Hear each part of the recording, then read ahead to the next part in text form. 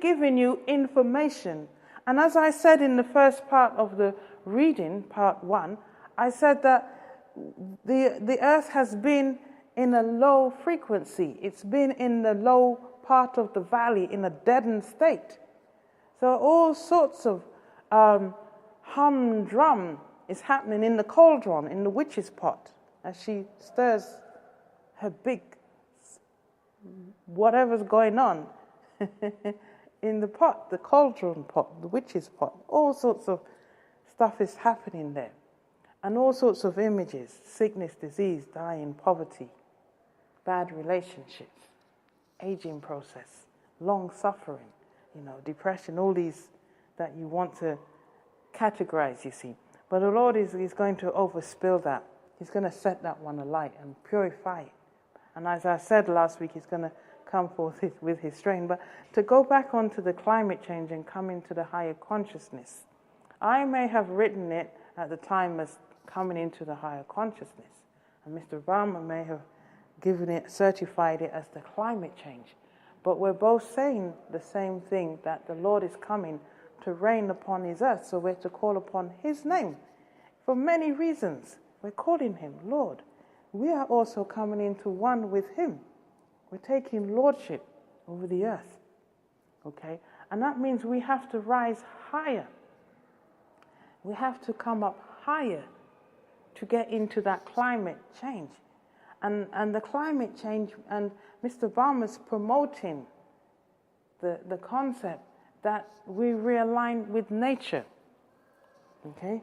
We tap into the natural energies that the earth is receiving from the heavens. And that's where we'll get our gain. That's where we'll get our true prosperity.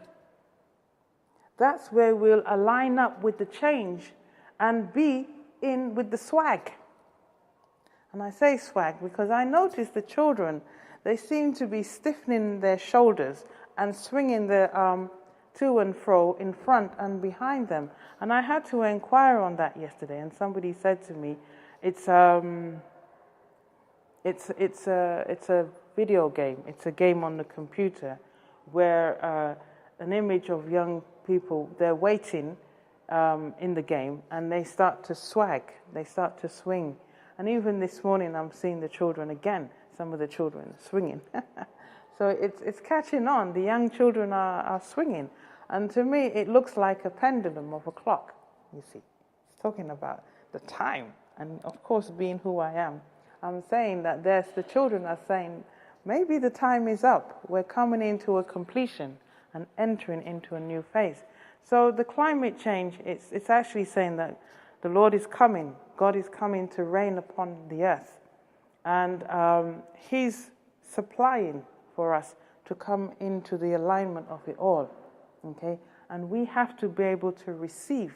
And as John says in John 1:12, to him who receives becomes the Son of God. And that's our goal. That's the prize that we should keep our focus on, keep our eyes on. Okay? So listen carefully to what Mr. Barack Obama has to say on climate change, because I'll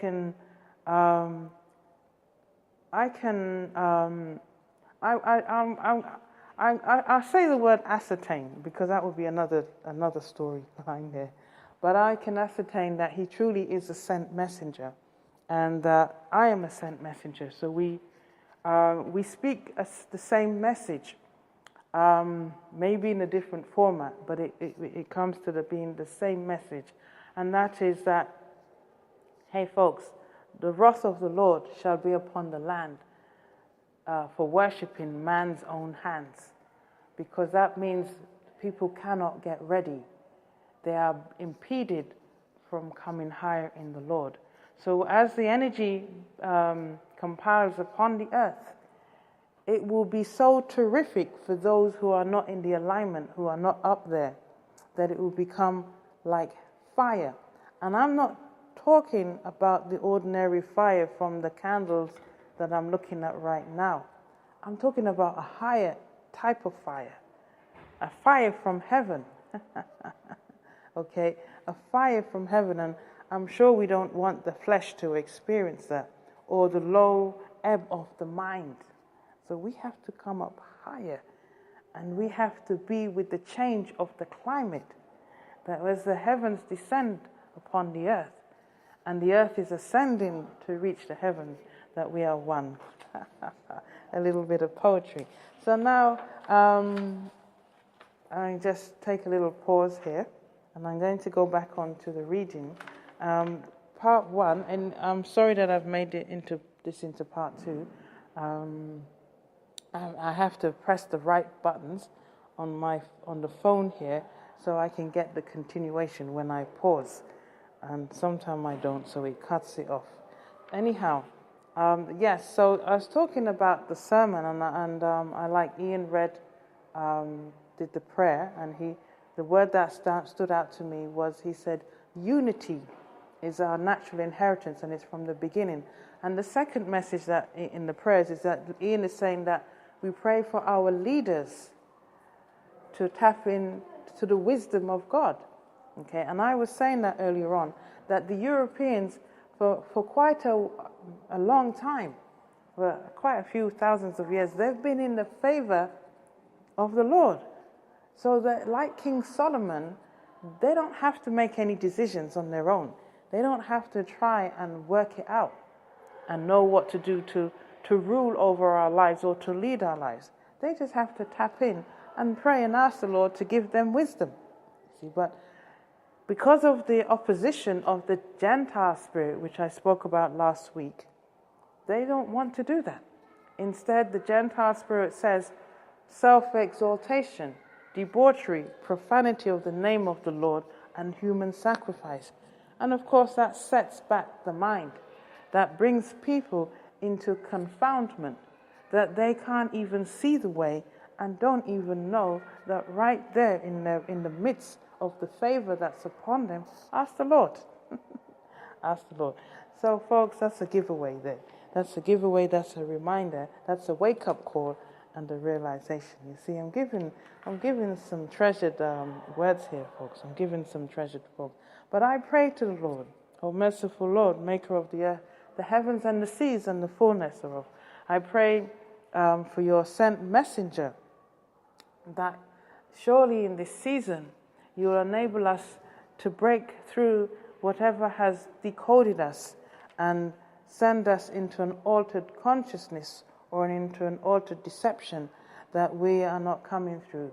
But I pray, Lord, that that before you force it upon us, that willingly, voluntarily, according to your intent and will, that we shall come through and begin to prepare the people, like John the Baptist prepared the people on the coming of the Messiah. So, amen. Thank you. So now I'm going to go back, and this morning I was saying about the wisdom of King Solomon. And he asked the Lord, and that's in the book of Kings. Okay. If I didn't get that ready, but my mind is telling me just to flip over it to right now. So if I go to the first book of Kings, and that's right at the beginning there, if I can remember where to find it. Solomon's wisdom and prosperity. So King Solomon was king over all Israel, and these were the princes which he had: Azariah, the son of Zadok, the priest, Eliphareth and Ahiah, the sons of Shishka, scribes; Josaphat, the son of Ahilud, the recorder; and Benaiah, the son of Jehoiada, was over the host; and Zadok and Abiathar were the priests; and Azariah, the son of Nathan, was over the officers; and Sabud, the son of Nathan, was principal officer and the king's friend; and Azariah was over the household; and Idiniram, the son of Abda, was over the tribute.